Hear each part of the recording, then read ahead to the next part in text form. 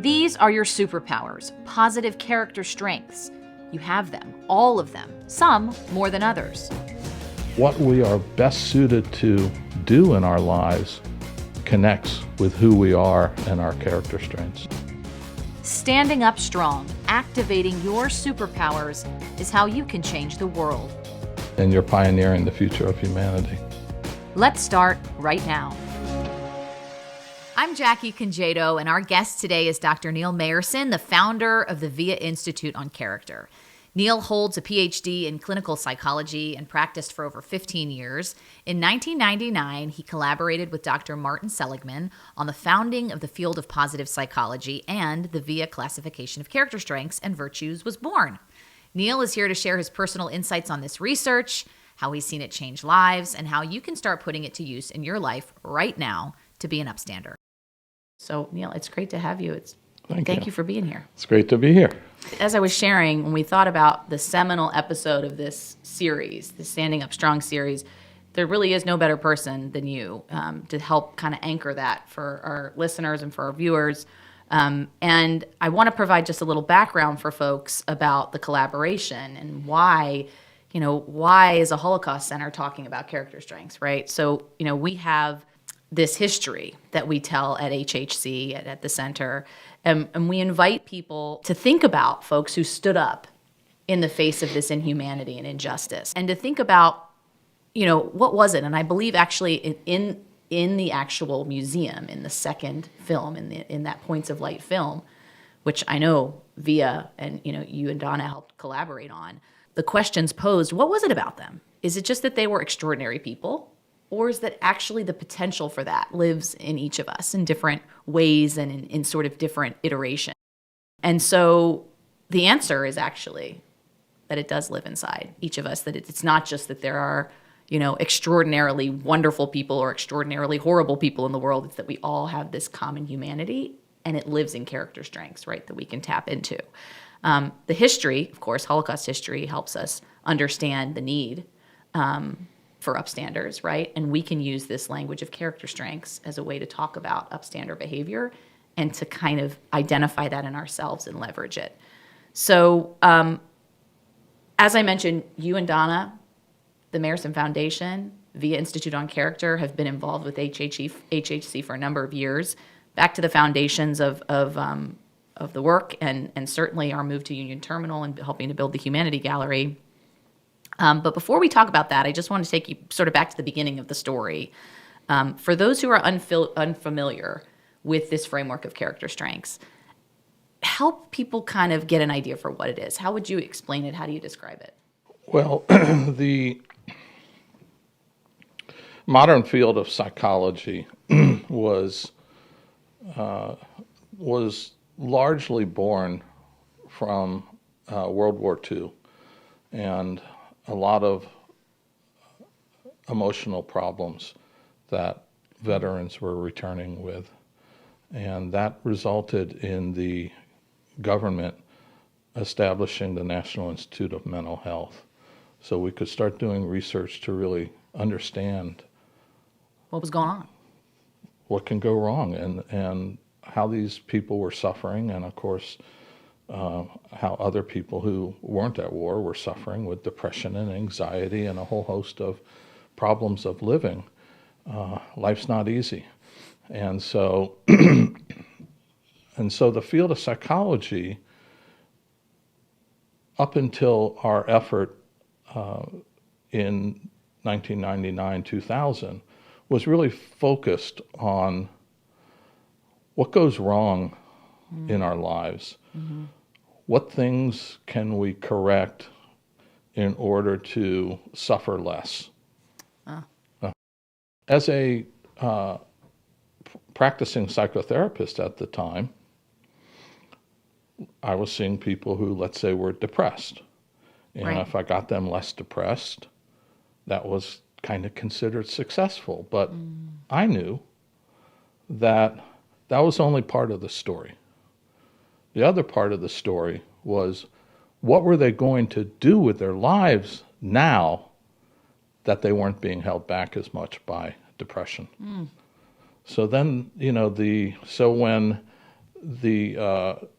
when Marty Seligman, who was the president of the American Psychological Association at the time, started talking about, well, maybe the field should start shifting towards understanding the good side of our existence, the reasons that we live, Right. our aspirations, our goals, our pleasures, our joys, all of that part of life.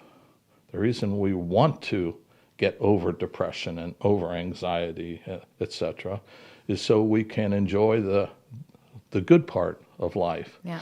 And so we decided at the time, the main people who had been focusing on that had either been theologians, philosophers, or kind of modern pop psych people who weren't necessarily Clinical, right? Who weren't clinical. It wasn't grounded in a clinical approach. Yeah, people kind of like personal growth gurus and stuff like that, who weren't necessarily committed and bound to having their work rooted in science. Right. And so we decided back then, well, let's really try to shift some of the science in the field of social science, shift it towards understanding what's best about human beings.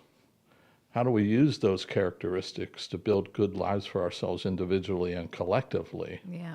Because the answers to that don't naturally come if the question you're posing is, how can I be less depressed? Yep. You don't get to the same answer. Yes. So we decided, let's make an unprecedented effort that had never been made before. Really, the conversation started in 99. We really hit the ground running in 2000 and decided to create a new science, a new scientific effort to understand that question. And what we found, it happens to be 24 years ago, we started uncovering that there are 24 essential... I didn't even think about that, but you're right. One for every year since. Yeah, 24 essential parts of our psychological being that are really important, and our keys, our tools, our levers that we can use to build those good lives for ourselves individually, to become best versions of ourselves and to help everyone around us do the same.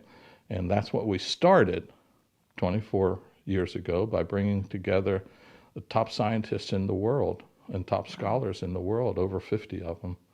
And we took 3 years to study that. That doesn't seem like a very long time, considering the fact that you were pioneering a whole new space of the science. I mean, it was something that was it didn't exist before. Yeah, it was 3 years really to just establish the two basic tools that any science needs. You need a good nomenclature. What is it that we're trying to understand? What are the things? That became the 24 character strengths. Yep. And so it's like, well, let's focus in on and define what are the things we're actually interested in learning about. It's these 24 things. Right.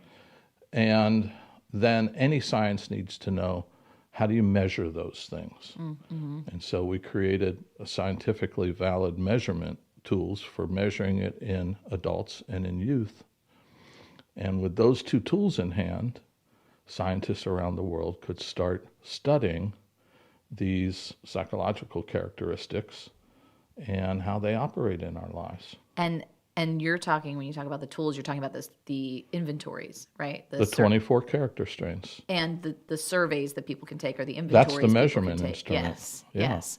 Which is really amazing. It's easy to take, and it's 15. Takes about 15 minutes usually for somebody, and it gives you essential information about who you are as a person, and it's been taken by over 30 million people in every country on Earth.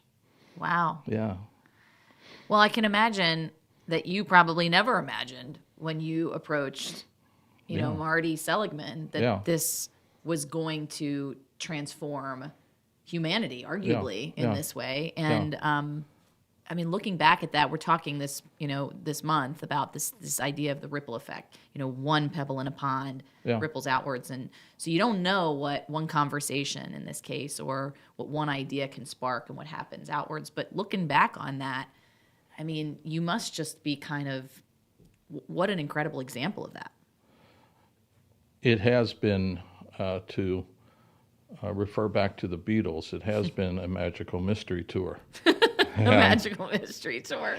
Yes, probably in many ways. So time and time again across the years, you're right. When we started off, we had no grandiose vision. I mean, I knew we were starting something that over time would start to tip humanity towards its better nature. Wow. I knew that. And how many people can say that, by the way, that they've contributed in a way that really allows people to live into the best of humanity, right? That is remarkable. Well, this gets to the ripple effect, right? Because actually we all do that every day.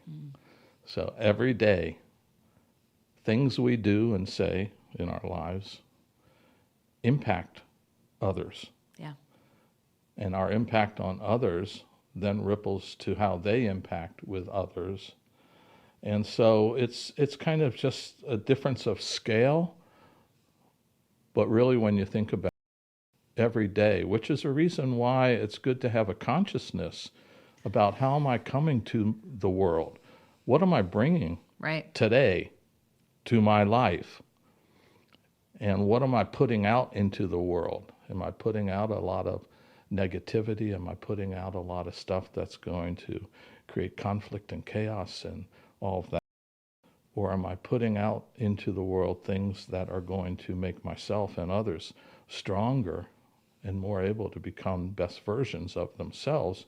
And the Holocaust and Humanity Center became a perfect venue because the main story is, on the surface, the main story is about one of the darkest chapters in human history. Yes.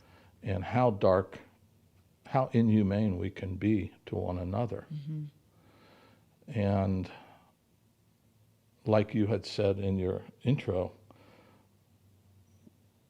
we all have these 24 positive characteristics within us to build from and to build good lives.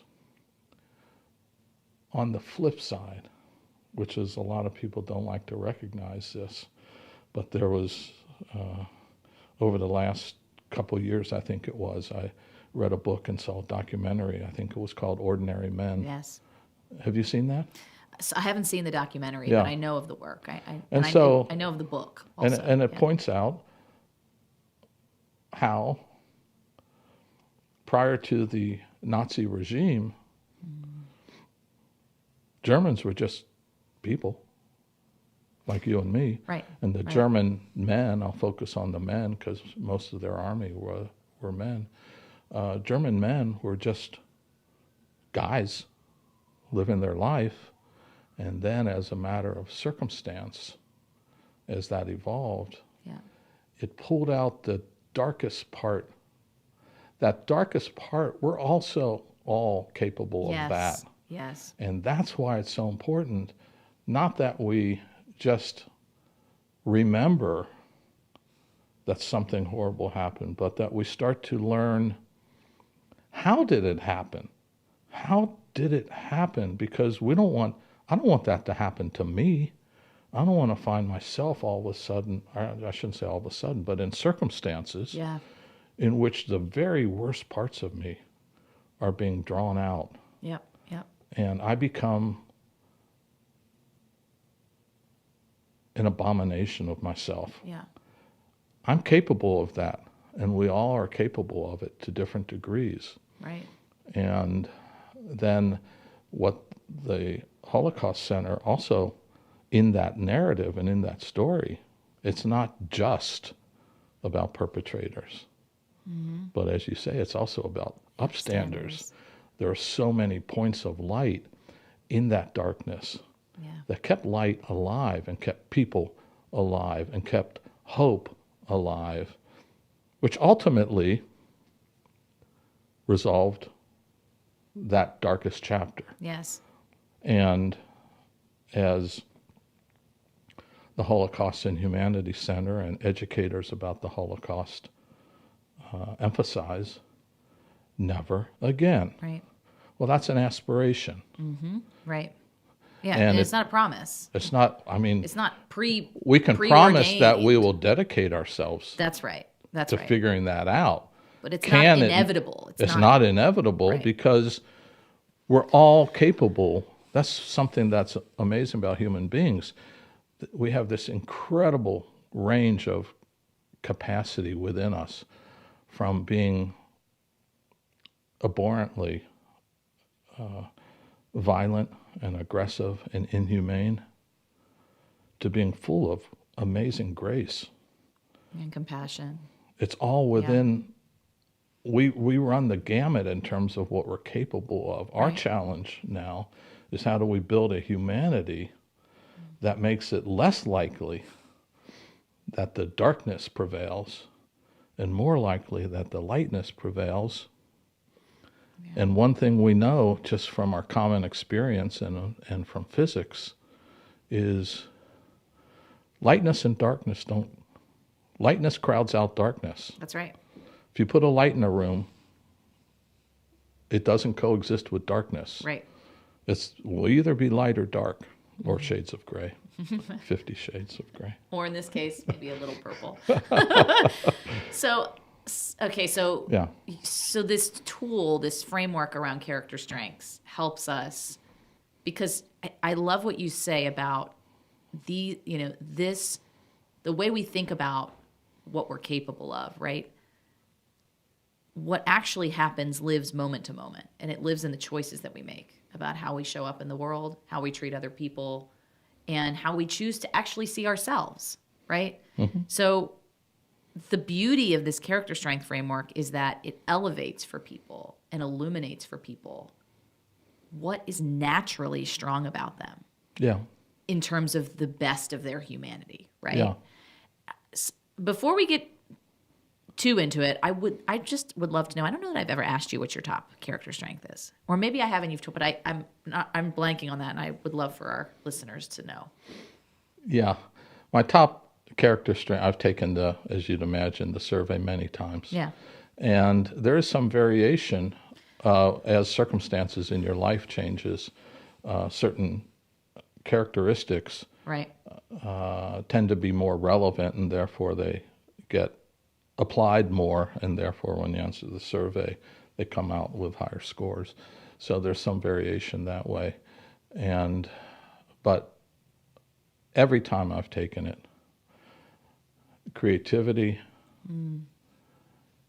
and perseverance always show up in my top strengths. So that is so telling, because when I think about the work that you did in this field to pioneer it, what were essential, right? Creativity and perseverance, which ultimately is the drive it takes to build something completely new, right? Yeah. So what a beautiful manifestation of those strengths, this work and this contribution to the field and to our world. Do you have a favorite strength? Well, my favorite strength,